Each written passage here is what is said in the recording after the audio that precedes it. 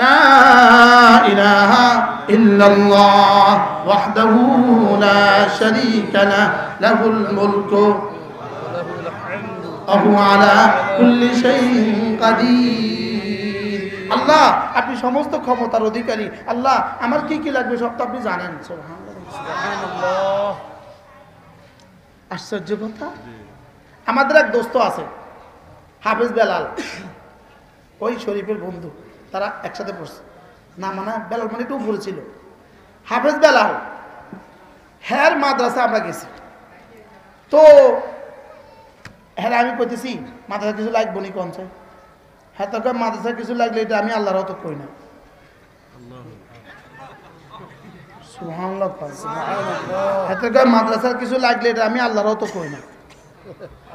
আমিও হয়রান হয়ে গেছি, কয়টা খিতাব আমি মানে আমার নাম বেলাল হুজুর তো আপনি জানেন, তো আপনি যদি আমার জিগান আমি যদি আমরা কই আমার নাম বেলাল, আপনি কি ফাইজদামি করবেন? তোমার নাম তো আমি জানি, মাথা খারাপ নেই, বুঝেন না কথা? আমার নাম মোস্তাকুর নবী, আমি ভাই আমার নাম মোস্তাকুর নবী, আমার নাম মোস্তাকুর নবী, আপনি কি করবেন? মাথা খারাপ। আমরা জানি এটা কি হতে পারে, কম লাগে নেই। হ্যাঁ, সে বলতেছে হুজুর আমার নাম বেলাল, এটা তো আপনি জানেন, আমি যদি আমরা আবার কই আপনি কি কইবেন? মাথা খারাপ। আবার যদি কই দূরে ব্যক্তি। এখন আল্লাহ আমার আমার আমার চাইলের ব্যবস্থা করে দেন। আল্লাহকে বেকুব আমি তো জানি তুই কষ্ট করতে।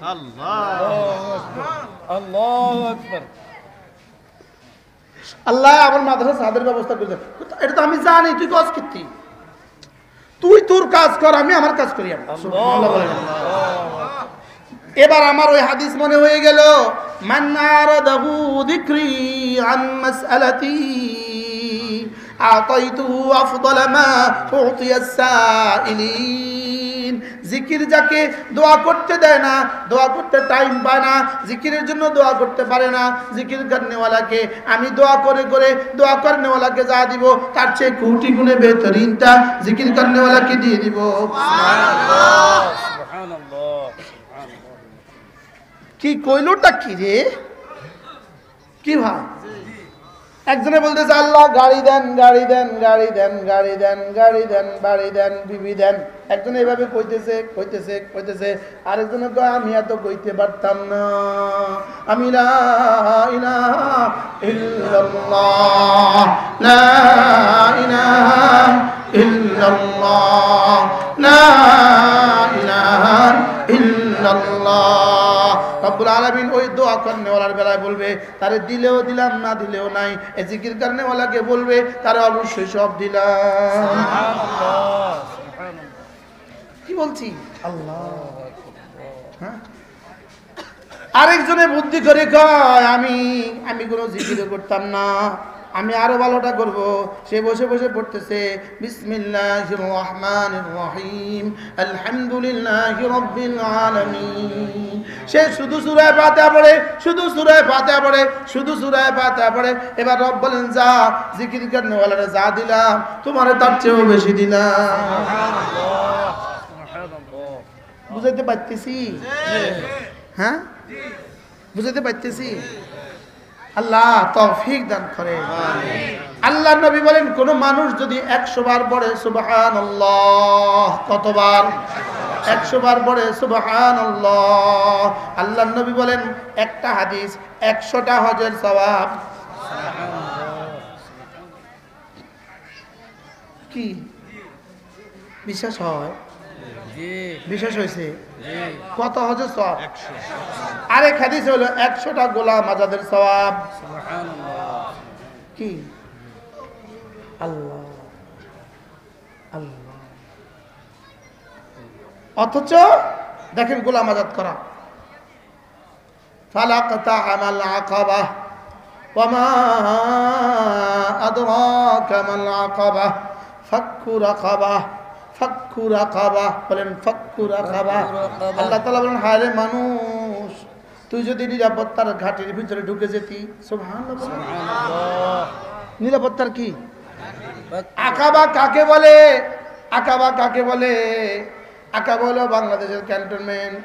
ক্যান্টনমেন্টের ভিতরে হাজারো ঘর আছে, হাজারো ঘরের ভিতরে আবার বাংলাদেশের মাটির নিচেও ডিপু আছে, বাংলাদেশেরও বাংকার আছে। ওটাকে বলে আকাবা। ওটাকে কি বলে? আকাবা। ওটা পৃথিবীর কোনো মিসাইল ওখানে পুষবে না, এটাকে বলে আকাবা। আল্লাহ তাআলা বলেন ফালাকতাহা মাল আকাবা। হায় রে মানুষ, তুমি কেন আকাবার মধ্যে ঢুকে গেলে না?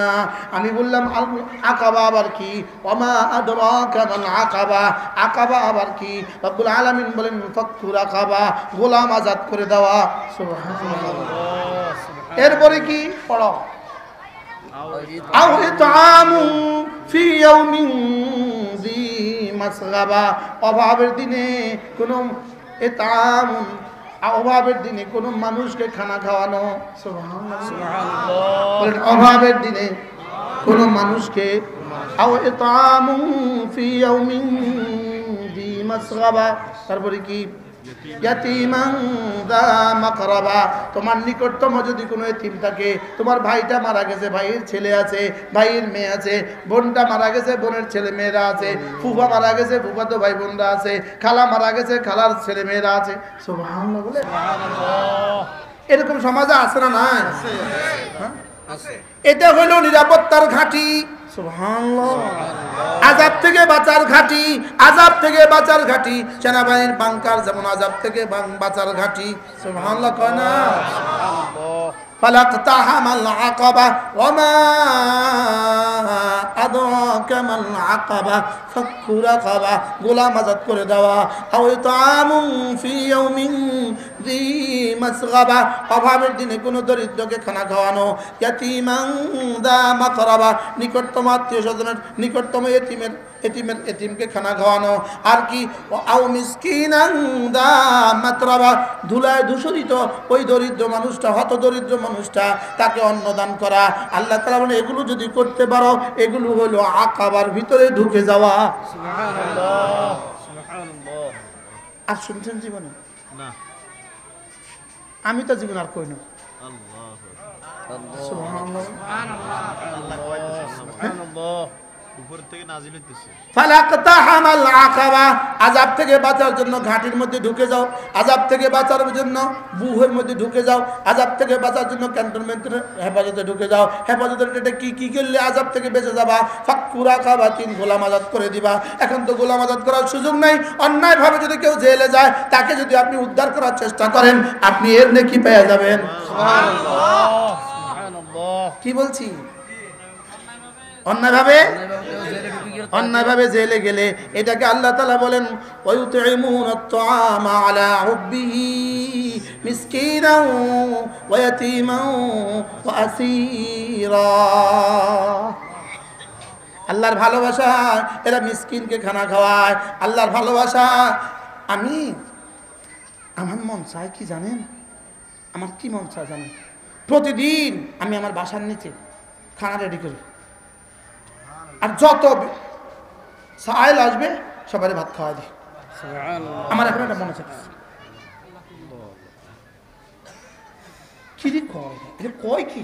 এটা আযাব থেকে বাঁচার ঘাঁটি, নিরাপত্তার বুহ। সুবহানাল্লাহ, সুবহানাল্লাহ। করছে কি দোস্ত? যদি বুঝতাম মাদ্রাসা যদি 1 বস্তা চাল দিয়ে দিতেন। দোস্ত যদি মাদ্রাসায় পারেন, কোন এক মাদ্রাসায় মাসে 1 বস্তা করে চাল দিয়ে দিবেন। হায় রে, ফাক্কু রাকাবা, এটার জন্য হয়ে যাবে ইতআমুন ফি ইয়াউমিন যী মাসগাবা। এটা হয়ে যাবে ইয়াতীমান যা মাকরাবা। এটা হয়ে যাবে মিসকিনান যা মাতরাবা। সুবহানাল্লাহ, সুবহানাল্লাহ। কি করবেন না ইনশাআল্লাহ? হায় রে, যদি এই মাদ্রাসাগুলো না হইতো, এই মাদ্রাসাগুলো যদি না হইতো, আপনি আর আমি একজনও দাড়িওয়ালা হইতাম না। এই এতাতিগুলো এমন হইলো কেন? এটা খুনি হইলো কেন? আল্লাহর কসম, এই এতাতিদের মধ্যে যারা সাধারণ শ্রেণী আছে, যারা খুন করে নাই, যারা খুন করতে যায় নাই, যারা খুনের সুপারিশ করে নাই, যারা খুনের ষড়যন্ত্র করে নাই, খুনের জন্য অর্থায়ন করে, 1 নম্বরে 10টা গোলাম আজাদের নেকি দিবেন। 2 নাম্বার 100টা হাসানা দিবেন, 3 নাম্বার 100টা সাইয়্যা মুছে দিবেন, 4 নাম্বার ওই দিন ওই রাতে শয়তান থেকে বাঁচাবেন, 5 নাম্বার তার চেয়ে উত্তম নেকি নিয়ে হাসরের ময়দানে আর কেউ উঠবে না। এবার বলুন তো দেখি, এটা যদি কেউ 100 বার করে ডেইলি পড়ে আর কেউ না পড়ে, এই দুজন কি জীবনে কখনো সমান? কেমনে বুঝাইতাম? হ্যাঁ, আমরা ওয়াজ শিখছি, আমি ওয়াজ শিখছি, ওয়াজ শিখছি না, আওয়াজ শিখছি, আওয়াজ।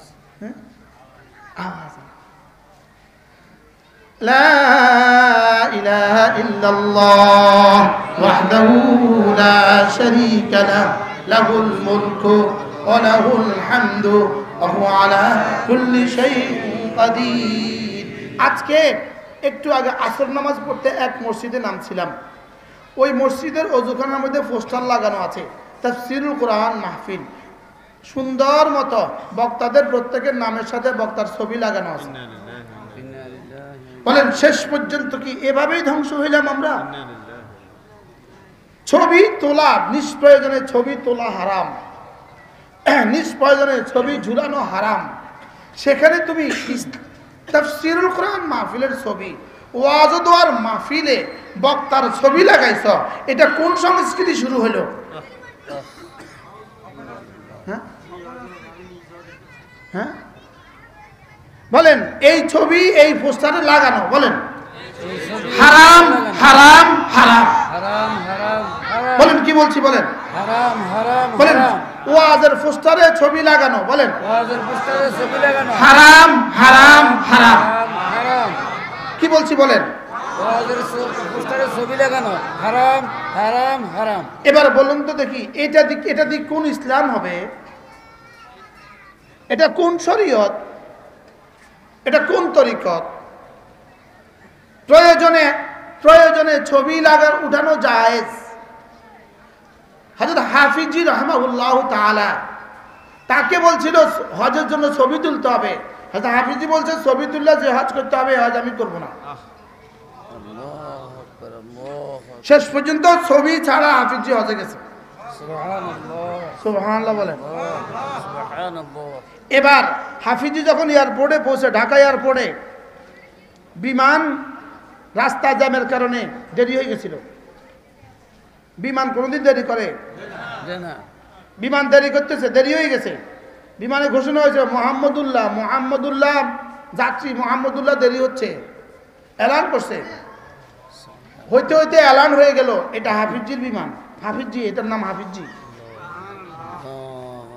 তদানীন্তন বিমানের প্রধান, বাংলাদেশ বিমানের যিনি প্রধান ছিলেন, তিনি ভিতরে ফোন করলেন, যেই বলাকা হাফিজি উঠবে ওই বলাকা হাফিজি ছাড়া আসমানে উঠবে না।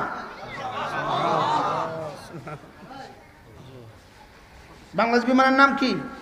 বলাকা। যে বলাকা হাফিজির বলাকা, হাফিজি না উঠা ছাড়া এই বলাকা আসমানে উঠবে না। ছবি ছাড়া হজে যাইতে বলাকা আসমানে উড়ে না, হাফিজি ছাড়া। কি তুমি কোন মহাভারত হয়ে গেছ? তোমার পোস্টারে তোমার ছবি দিতে হবে? তুমি কি এখানে বিয়ের প্রস্তাব করতে এসছো?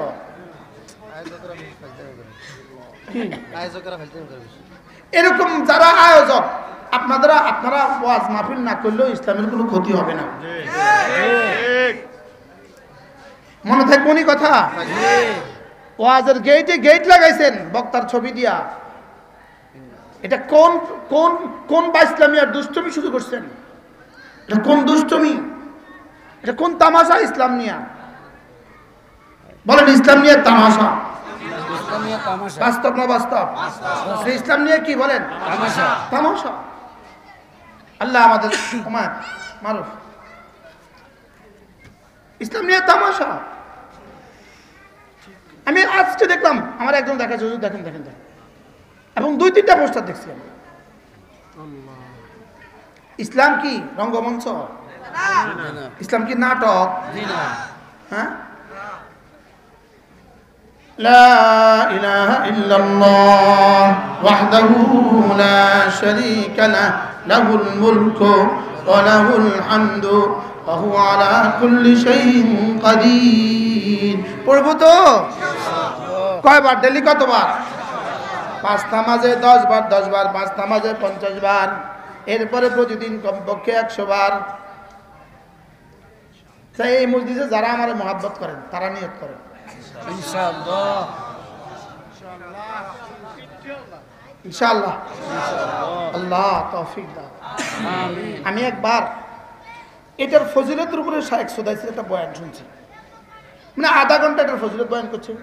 সেদিন আমি আল্লাহর ঘরে বাইতুল্লাহতে নিয়ত করছি, আল্লাহ তুমি যদি আমার আবার কোনোদিন বাংলাদেশের নাও, তুমি যদি এটা আমি যখন বহিষ্কৃত ছিলাম বাংলাদেশ থেকে, যখন পলায় ছিলাম বিদেশে 1 বছর,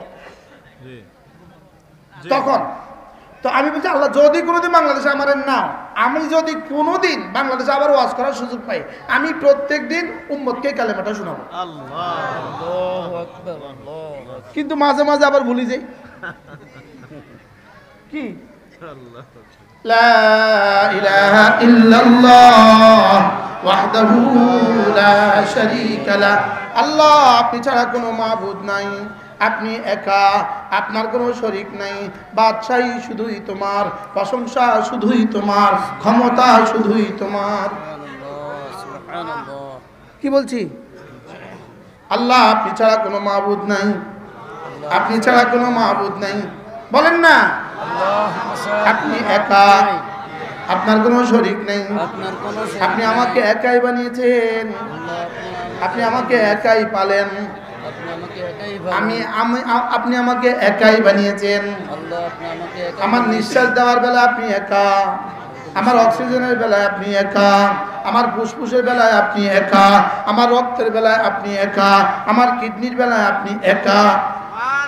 এখানে আর কে কে আছে? আর কেউ আছে? ওয়াহদাহু লা শারীকা লা, আপনি ছাড়া আর কেউ নাই। লাহুল মুলকু, বাদশাহী শুধুই তোমার, বাদশাহী তোমার। এই জন্যই তো তুমি 5ই আগস্ট ঘটিয়েছ। বাদশাহী তো শুধুই তোমার, এই জন্যই তুমি 7ই ডিসেম্বর বাশার আল আসাদকে রাশিয়াতে পাঠাইছ। বাদশাহী কার? আল্লাহ। আবার বলেন বাদশাহী কার? লাহুল মুলকু, বাদশাহী শুধুই তোমার। আচ্ছা আমি যদি আমার রবকে বলি বাদশাহী শুধুই তোমার, এভাবে যদি বলতে থাকি বলুন তো আমার জীবনে আর কি কি লাগবে আর কি কি দিবে না?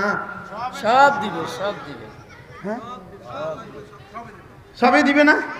আপনি যদি বাদশার সামনে গিয়ে বলতে পারেন জি বাদশাহ নামদার, বাদশাহী শুধুই তোমার, তো বাদশা খুশি হয়ে কি বলবে? যা যা দেখতো তার কি কি লাগে, যা সব দিয়ে দে। সুবহানাল্লাহ বলেন। বাচ্চার কাছে মানুষ যা বাচ্চারে জিজ্ঞাসা লেগে আপনি কেমন আছেন, শুধু এটা লেগে যায়। বাচ্চা নামদার, ক্ষমতা সব আপনার, এটা বলার লেগে যায়। আসলে মূলত এর বলার পিছনে উদ্দেশ্য কি? কিছু পাওয়া। কিছু কি?